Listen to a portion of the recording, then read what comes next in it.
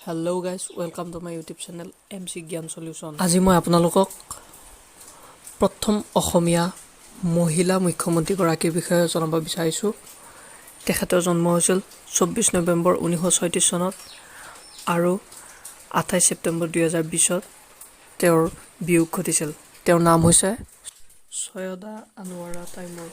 তেওঁ 1980 চনৰ 6 ডিচেম্বৰৰ পৰা 1981 চনৰ 30 জুনলৈ ভাৰতৰ ৰাজ্য আমাৰ অসমৰ মুখ্যমন্ত্ৰী আছিল। 2020 চনৰ 28 ছেপ্টেম্বৰৰ অষ্ট্ৰেলিয়াত তেওঁৰ মৃত্যু হয়।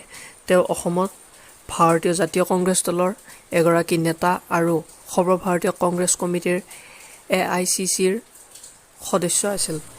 তেওঁ আলিগড় মুছলিম বিশ্ববিদ্যালয়ৰ পৰা অৰ্থনীতিৰ সন্মানেৰে স্নাতক ডিগ্ৰী লাভ কৰিছিল আৰু 1956 চনত যোৰহাটৰ দেৱীচৰণ বৰুৱা ছোৱালী মহাবিদ্যালয়ৰ অৰ্থনীতিৰ প্ৰবক্তা আছিল।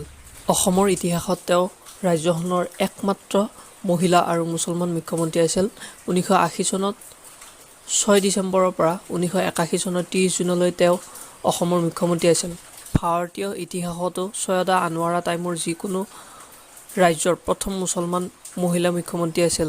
ৰাজ্যখনক 6 মাহৰ বাবে ৰাষ্ট্ৰপতি শাসনৰ অধীনত ৰখাৰ সময়ত মুখ্যমন্ত্ৰী হিচাপে তেওঁৰ কাৰ্যকাল সমাপ্ত হয়।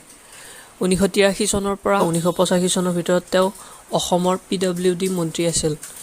তেওঁ 1972, 1978, 1983 আৰু 1991 চনত অসম বিধানসভাৰ নিৰ্বাচিত সদস্য আছিল, অৰ্থাৎ বিধায়ক আছিল। 1988 চনত তেওঁৰ ভাৰতীয় সদস্যলৈ ৰাজ্যসভাৰ মনোনীত হয়। 1991 চনত তেওঁ অসমৰ কৃষি মন্ত্ৰী পদত নিযুক্তি লাভ কৰে। আনোৱাৰা তাইমুৰ বাইদেউ 2011 চনত অল ইণ্ডিয়া ইউনাইটেড ডেমক্ৰেটিক ফ্ৰণ্টত যোগদান কৰিছিল।